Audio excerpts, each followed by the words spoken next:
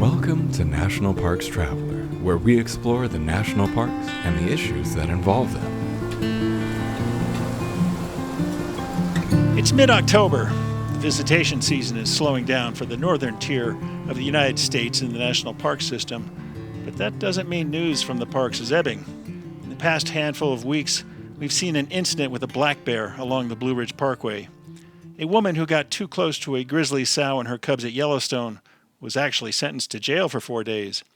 And President Biden has restored, at least for now, the original boundaries of Bears Ears and Grand Staircase Escalante National Monuments in Utah, and returned the original protections for Northeast Canyons and Sea Mountains National Monument, some 130 miles or so off the coast of Cape Cod. I'm Kurt Repanshek, your host at National Parks Traveler. To discuss and dissect these and other stories, I've brought in contributing editor Kim O'Connell. We'll be right back after a short break to parse these news events. Whether it be strategy, business planning, change management, board development, executive search, or diversity planning, Potrero Group is here to help. They mix a depth of experience in the parks and land space with a breadth of best practices from other industries. For more information or to schedule a preliminary conversation, go to potrerogroup.com. That's Potrero group.com. Western National Parks Association is a nonprofit education partner of the National Park Service. WNPA supports parks across the West, developing products, services, and programs that enhance the visitor experience, understanding, and appreciation of national parks. Learn more at WNPA.org. The Blue Ridge Parkway Foundation is the primary nonprofit fundraising partner for the Blue Ridge Parkway. It is made up of people who have a deep love for this majestic road and want to ensure that its natural beauty and the experiences it offers endure for generations to come. Show your appreciation at brpfoundation.org. Washington State is graced with 3 spectacular national parks, each different and special in their own unique ways. As the official nonprofit partner and the only philanthropic organization dedicated exclusively to supporting these parks through charitable contributions, Washington's National Park Fund has a mission to raise private support to deepen everyone's love for, understanding of, and experiences in Mount Rainier, North Cascades, and Olympic National Parks. Share your passion for these parks at WNPF.org. Nova Scotia. 8,000 miles of coastline dotted with colorful fishing villages, quaint coastal towns, and an abundance of scenic natural beauty. Home to 2 national parks, Cape Breton Highlands and Kejimkujik. Spend your nights under a canopy of twinkling stars. Spend your days exploring trails, beaches, historical waterways, and tons of cultural and recreational experiences. Visit novascotia.com today to start planning your natural getaway.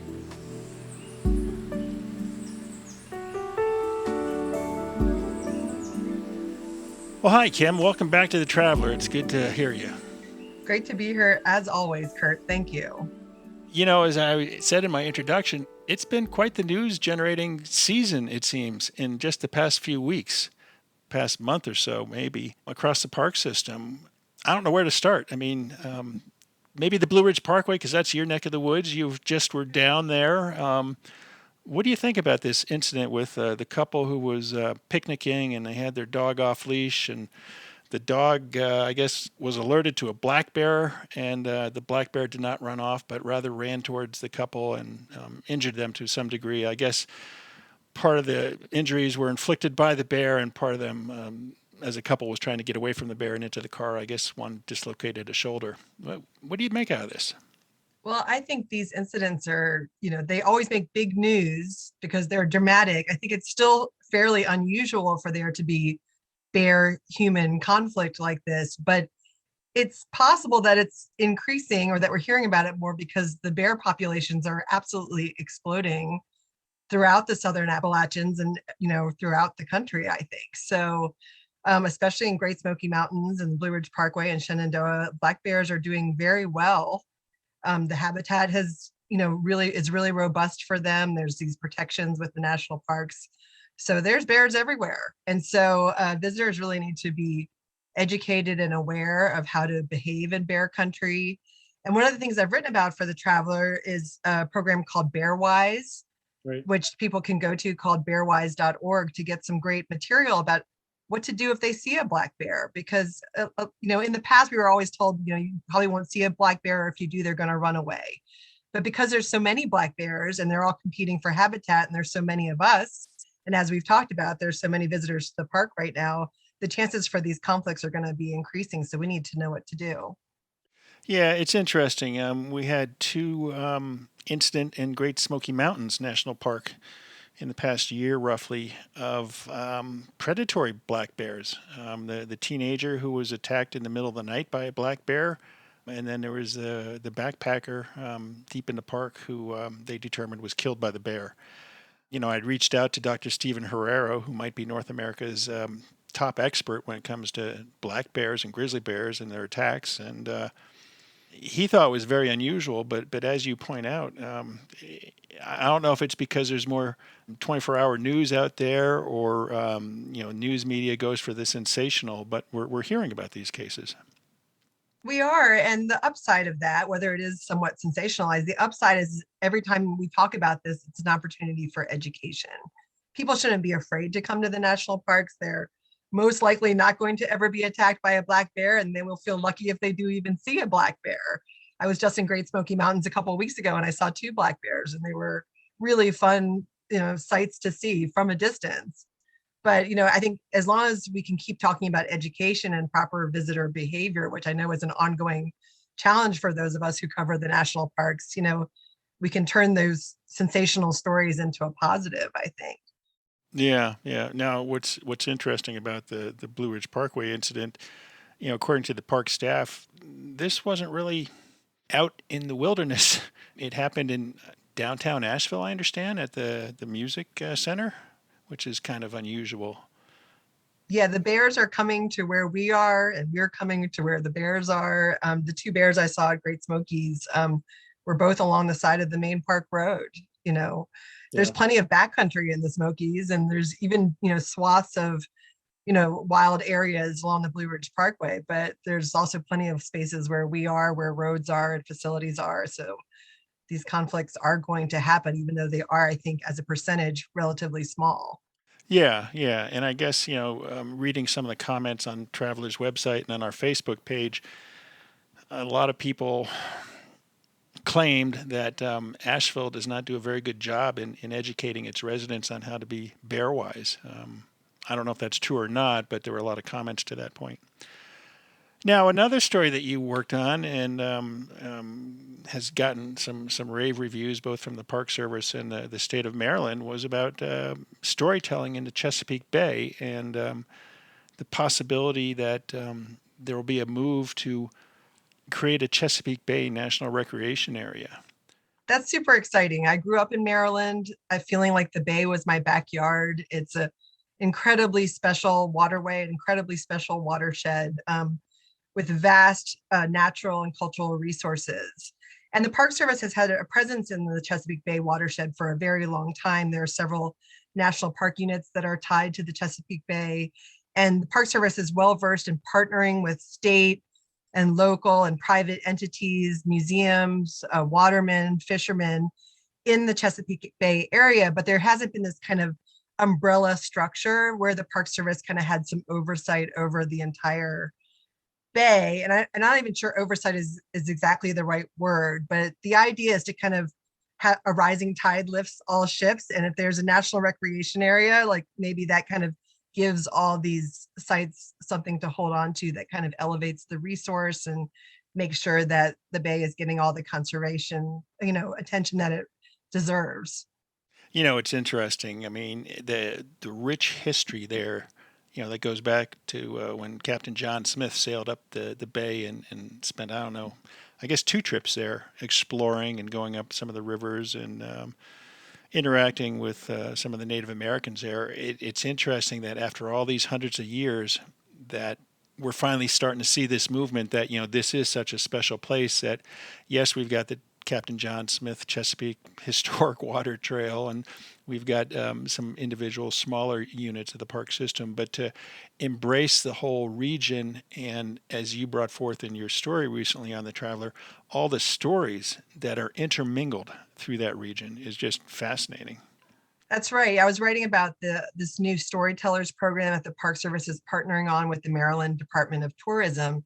And the idea is to, have the Park Service share long-held storytelling techniques that park rangers use with, museum directors and people that run museums and people that give tours along the bay who are already interacting with the public a lot. But the idea is to kind of create more of a synthesis between the kind of lived stories of the people that live and work along the bay and kind of match that with a greater understanding of the conservation and natural resource issues and cultural resource issues that the Park Service is so well versed in. And all those partnerships, little by little, help to kind of create support for a national recreation area. The watermen, the historic people that live and work around the bay are fiercely independent and protective of their resource. And that has sometimes led to conflicts between people that, depend on the bay for their livelihoods and those that want to interpret the bay and kind of view it as a tourist attraction. And I think this effort is part of several efforts to try and create more partnerships between these groups that have sometimes been at odds. You mentioned conflict, and one of the recent stories that came up and will continue to bubble to the surface over the coming months, if not years, is on the opposite end of the country at Point Reyes National Seashore, and the Park Service's decision to extend by, I think, 20 years the ranching operations Mm-hmm. on the seashore, and that has stirred a lot of conflict between users and conservationists and the ranching industry.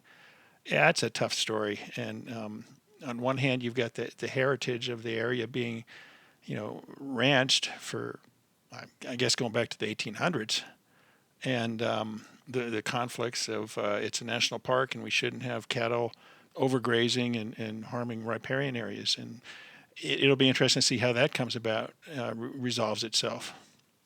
I feel like we have a lot of intelligent people in this country, and reasonable people can come together and try to come up with some solutions. I refuse to think that some sort of common ground can't be found in these kinds of difficult places. So Well, it's I'm a been Pollyanna though, Kurt. So we'll it see. been debated for quite some time, and it goes back to the Drake's oyster farm, and Mm, we know how that turned out with the oyster farm being told you don't have to go home, but you can't stay here, and put right. that one out of business. So I don't know. It's something that hopefully we'll get a chance to take a deeper dive into with some of our writers.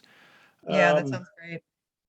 One of the interesting issues that came up the other day was a video calling for the National Park Service to allow superintendents to, I guess, raise entrance fees to make them more equitable to support park operations.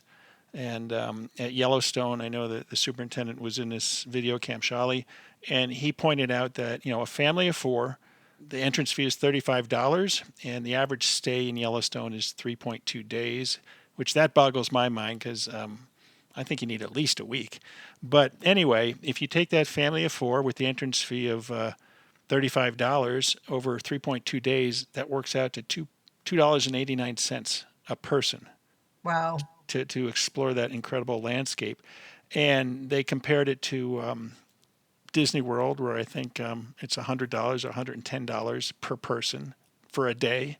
And Right. the Space Needle in Seattle, which I forget off the top of my head what it was, whether it was $35 per person or whatnot. And so on one hand, there is this incredible disparity, or what appears to be an incredible disparity. But on the other hand, our tax dollars pay for these national parks, and why should we have to pay to get into them? I mean, any thoughts on that? Well, I think you've laid out the central conflict that they're in very well.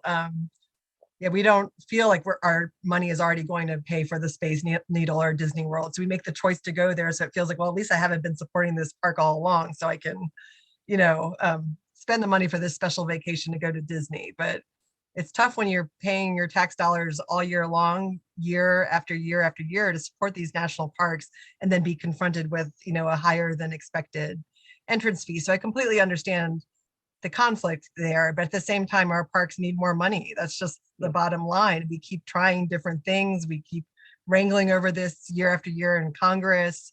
We know this backlog exists, and it's probably getting bigger as far as we know, because the parks are being more and more pressured. So something has to give somewhere. And I do like that there's this sense that the people working in the parks who know the parks the best are offering ideas about what that park should charge. That's probably going to go over better than sort of a top-down, across-the-board fee increase, which I don't think would ever fly with the national park system. So, but it's really tough. I'm not sure what the answer is there. Yeah, well, we saw the reaction back in 2017 when then Interior Secretary Ryan Zinke proposed a rather large increase in entrance fees for a number of parks. The Crown Jewels, I think it was $70 a week. And there was outrage, and somebody conducted a poll that said 64% of those surveyed would probably not go to a national park if the fees were increased that much. And so in the end, we saw a $5 increase. Yellowstone went from $30 to $35. An interesting statistic that Cam Shawley shared with me, we always hear, well, my tax dollars pay for the national parks. And Cam said that roughly maybe a dime of your tax dollars go to pay for the national parks. That's interesting. There is some inequities there for sure.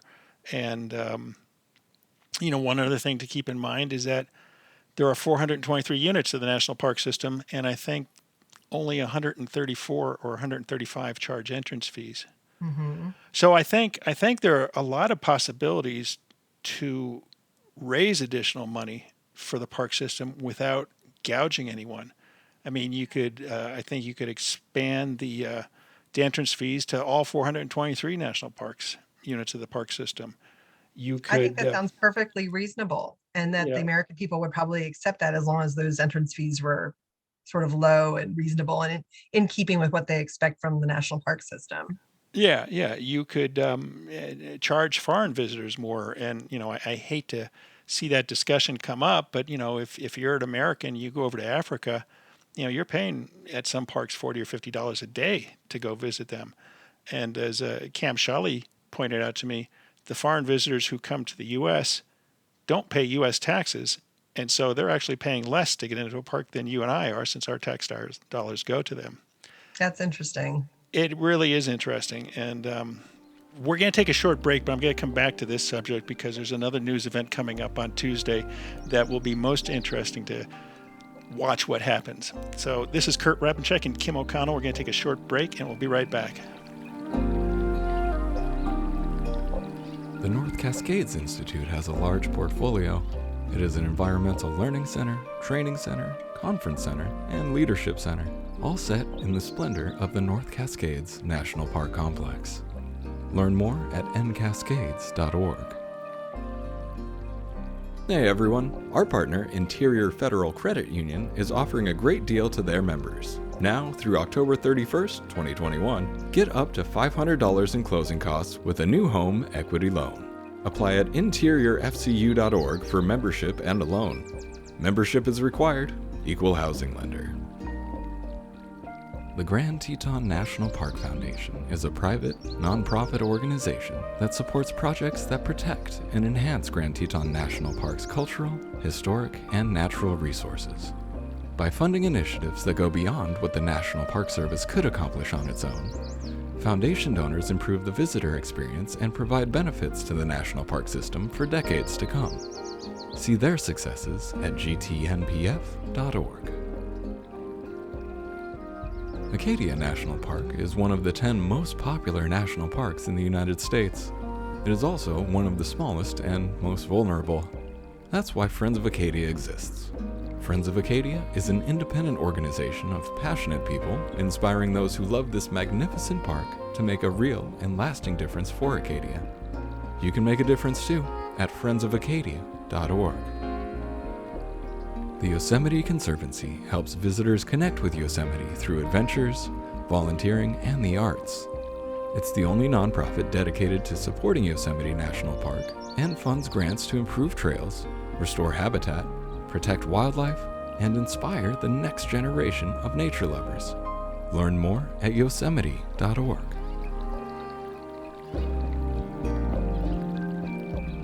All right, we're back with contributing editor Kim O'Connell talking about news that's really been quite plentiful in recent weeks in the National Park System.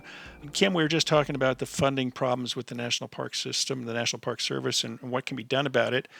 On Tuesday, the Senate Energy and Natural Resources Committee will have a hearing, a confirmation hearing, on Charles F. Sams, the Interior Department's nominee for Park Service Director. And I think that's going to be a most interesting hearing for a variety of reasons. One is that he's from outside the National Park System, and what type of ideas he brings into the park system if confirmed. Yeah, that's very exciting. I know that when the Traveler wrote about Sam's nomination, that you wrote about how not quite universally, but very highly praised he comes to the National Park Service. He's got a great background in natural resources, and I think will bring a really fresh perspective to the Park Service. I know we were both kind of waiting and wondering, because it's been several weeks since that announcement, and wondering whether the administration would get around to it or whether Congress would get around to this confirmation hearing. So it's definitely good news that it's happening. Having lived outside of DC my entire life, I know that things grind to a halt very quickly. So I hope that this actually, goes forward and we actually ultimately end up with a National Park Service director. We'll see what happens. Actually, it's been more than a couple weeks. He was nominated, I believe, in mid-August. So it's been yeah, a I think I couple meant months. to say a couple months. Yeah, exactly right. And what's interesting is he's Native American.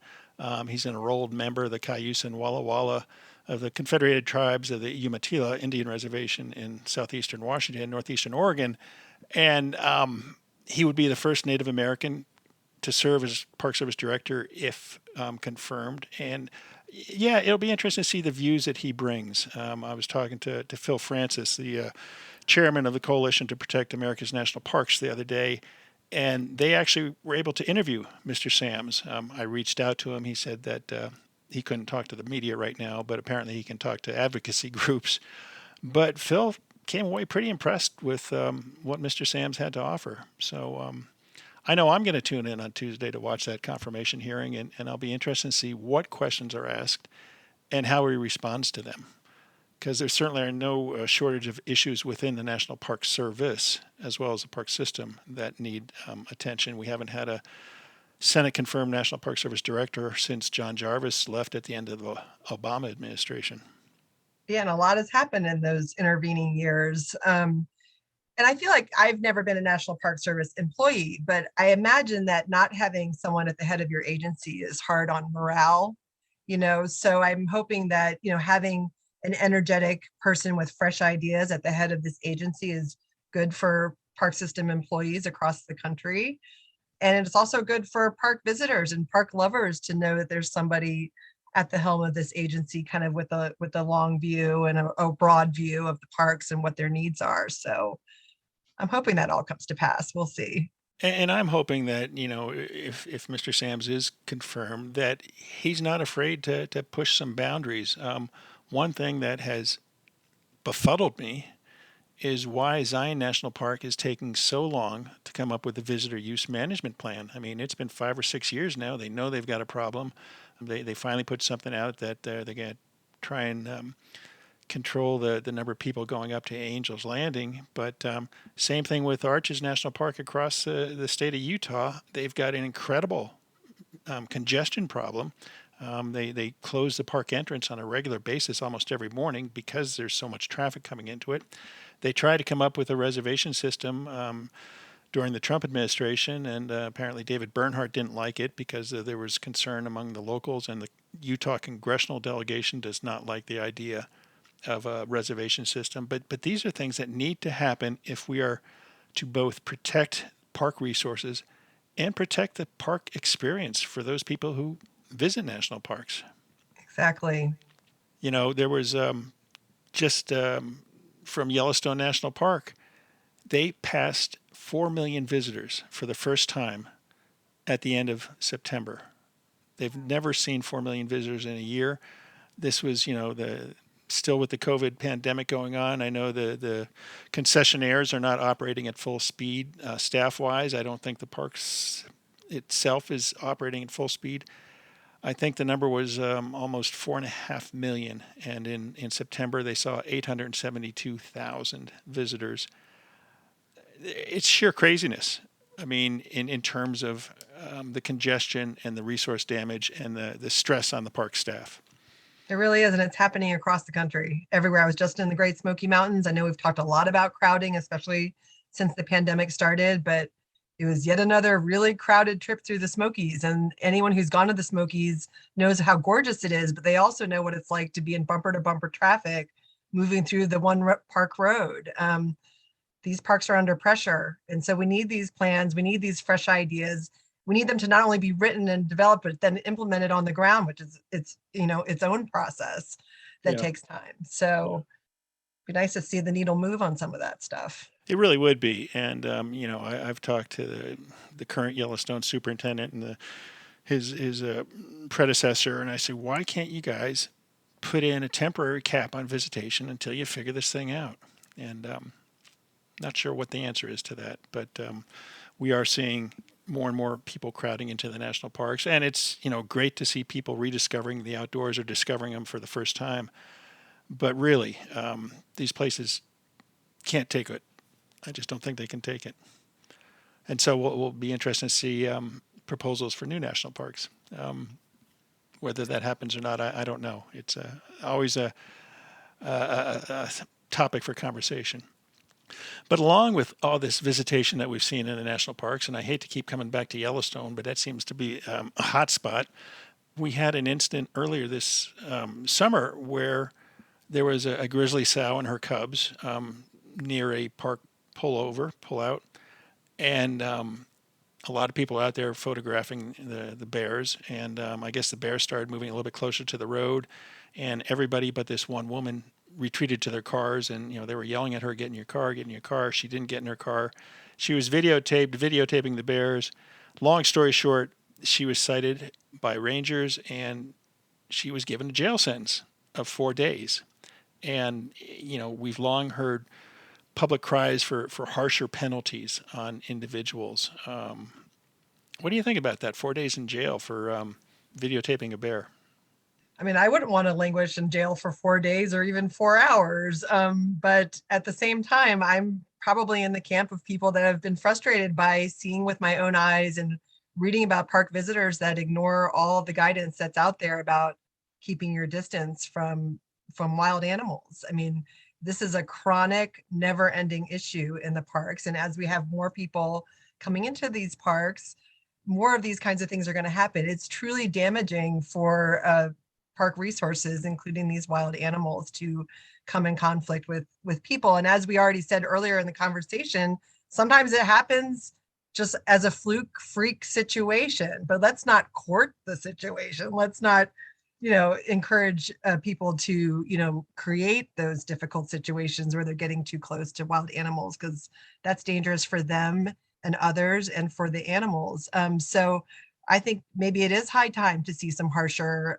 penalties, handed down in these cases. And, we've seen this, with both, racial injustice and other issues that have come to light in the last few years. Everybody has a video camera on their phones now. And so, if you do something wrong in the national parks, chances are someone's got it on videotape. And so videotape, my kids would laugh if they heard me say that. They've got it on video. And so, there's just no excuse for behaving badly these days in the parks. And so, I'm sure it wasn't fun for this woman, and I hope she's learned her lesson. But more importantly, I hope other people have learned a lesson from seeing what happened. Yeah, she was fined, I think it was $1,000 that she had to give to a program. But, going back to a little earlier in our conversation, you mentioned that Bearwise program. And I believe you've told me how it's starting to get some legs and moving out of the Great Smoky Mountains and possibly spreading across the country. But maybe this would have been a better opportunity for a teaching and an educational moment by, Okay, let's find the woman or find the individual who gets too close to wildlife, X amount of dollars, and let's make them give a donation to the Bearwise program and make them spend 2 or 3 days learning about the Bearwise program and why what they did was wrong, and how better we can protect these wildlife that we all want to see. That's right. I mean, it would be great if that person and other people would have more education. So I'd be all for that kind of thing. I think the Park Service's social media teams have been phenomenal in recent years, though, coming up with sort of catchy slogans and posters about keeping away from wildlife. So I feel like the Park Service, given all their limitations with funding and resource issues, as we've talked about, have actually kind of really captivated a lot of people with some of their, public information outreach along these lines. And I hope they keep doing that because we obviously still need it. Yeah, yeah. Another tragic story out of Yellowstone recently was the young woman who was visiting the park with her father and their dog, and they got out to see a hot spring. And I guess the dog jumped out of the vehicle and saw the water and thought it'd be great to jump into the water, not realizing that it was 200 degrees or a little bit warmer. And the young woman, not thinking, obviously, went in after the dog. And last I heard, she was still in ICU in a hospital in eastern Idaho, and the dog passed away. Tough lesson. Tough lesson. Very tough. And it's happened frequently, not, well, maybe not frequently, but it's happened regularly in Yellowstone, as you know. I mean, and that's a tragic situation. It's actually happened with animals before, that they've gone off leash or something and jumped in those pools. And I understand the human instinct to want to protect your pet. It's just such a sad story, but again, another opportunity to learn that these are wild places. They need to be respected. We need to keep our distance. We need to keep our animals close to us. That's not to lay any blame at this person's feet who has suffered so much, but it's tough. There's a sharp contrast between Disney World and the national parks, as we see over and over again. There really is. There really is. And it's not just Yellowstone with its hot springs. I mean, you've got the Grand Canyon with people feel that they've got to climb over the fences to get a selfie right on the lip of the rims, and they fall in. You can go to Acadia National Park, and people getting too close to Thunder Hole when the tide is high and the waves are crashing there, and we've seen some fatalities there. You could go on, pick a park, and there's people dying because they didn't fully appreciate or recognize the danger that exists out there. Right. I mean, it's very tragic when it happens. It's part of the beauty of the parks to me, though, is it does offer us, a chance to remember that this is a big, wide and wild world. We have to understand where the line is and not hurt ourselves or hurt others. But I think to be confronted with that reality of wilderness in our, in our sort of like very sanitized normal lives is actually one of the great excitements of being in a national park. So it's just kind of like walking that line, I think. It really is, and there's that saying, "There, but for the grace of God, go I." I mean, I've paddled in Yellowstone National Park and the Big Lake, most recently in August for 5 wonderful days, and I've been on Shoshone Lake, I think 5 or 6 times over the years, and I've raised my heart rate a couple times, but I've managed to go there and come home without incident. And in late August, two gentlemen, two brothers, did not come home without incident. They somehow capsized on the lake, and the one, they found his body on the shore. They still haven't found the other gentleman's body. They're both retired Park Service rangers, well experienced. So yeah, the split of a second can turn your fate for sure. Right. The parks are still worth going to as long as we take every precaution we can just to be safe and respectful of our environment. Yeah, yeah. So, some good news, depending on what side of Utah you stand on, was President Biden's decision the other week to restore the original boundaries of Bears Ears and Grand Staircase National Monuments in Utah, and restore the original protections of Northeast Canyons and Seamounts National Monument off the coast of Cape Cod. Any thoughts on that one? Well, I think it's great news for conservation and for it's great news for the cultural resources that these monuments have for Native American tribes. I do feel concerned about how these sites have become kind of political footballs. I just worry that, if we have another administration, things will go back and it just keeps ping-ponging back and forth. So I'm a little worried about that. I think it's great news for these particular places that their boundaries have been restored. They certainly are worthy of them. But it's unfortunate that this kind of thing has become so politicized and that we just can't have agreement that these are worth including in the national park system. or the Bureau of Land Management. Um, Right.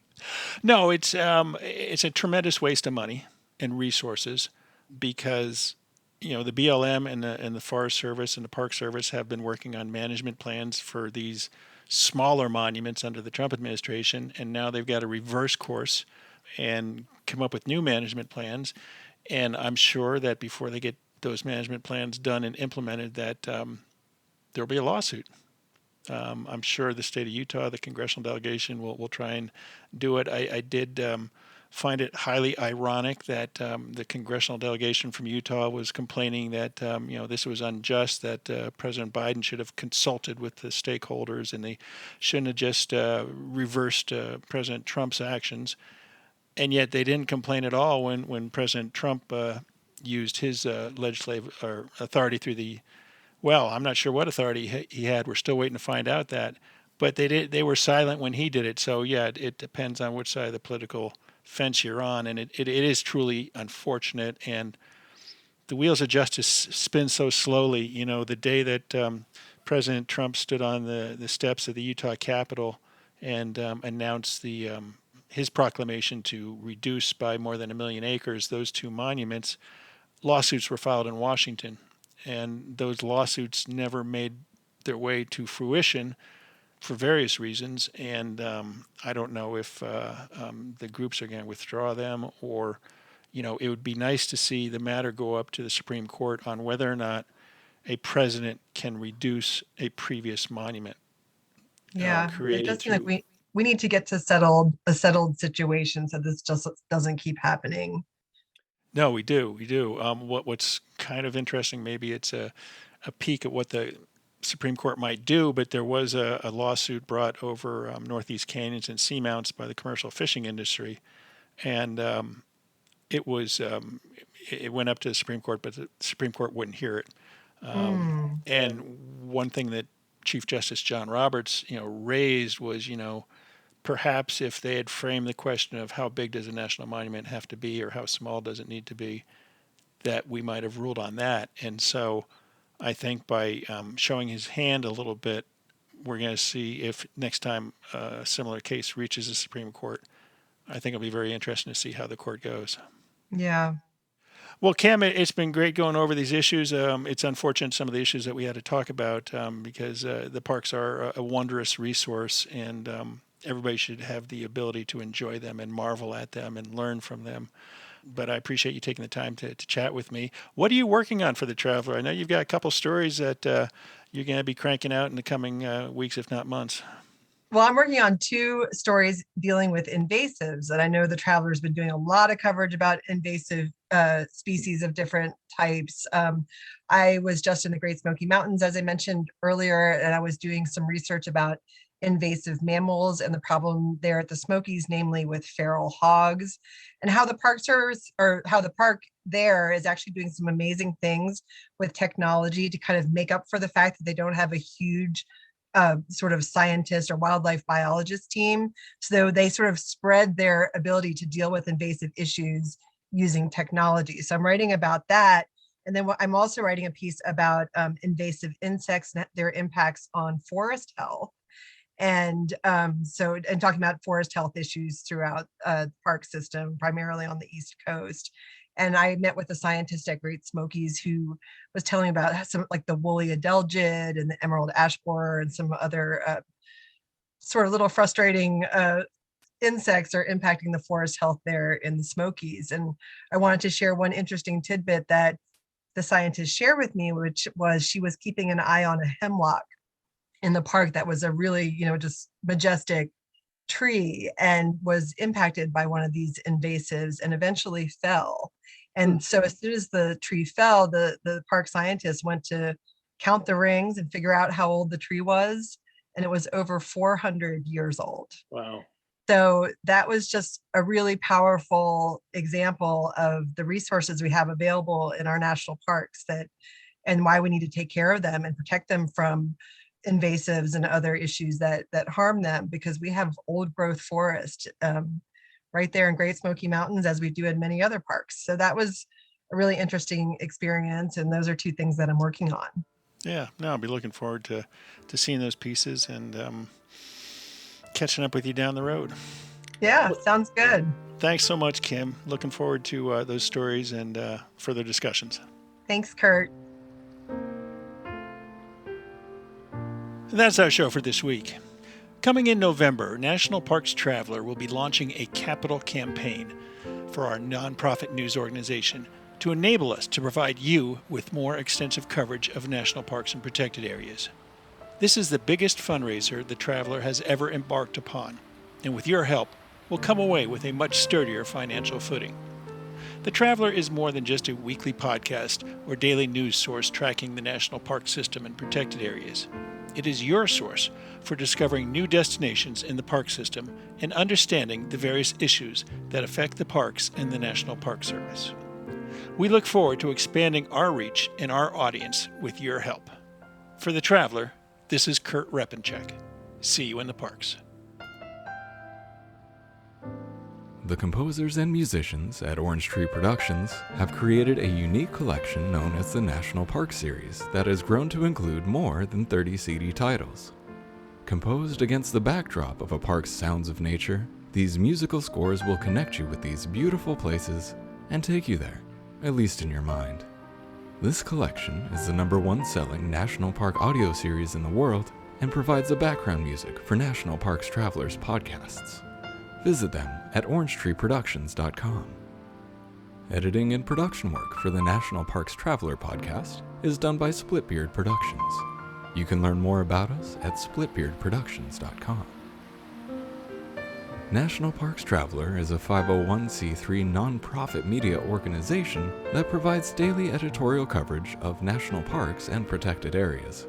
Traveler's coverage is made possible by reader and listener donations. Visit us at nationalparkstraveler.org.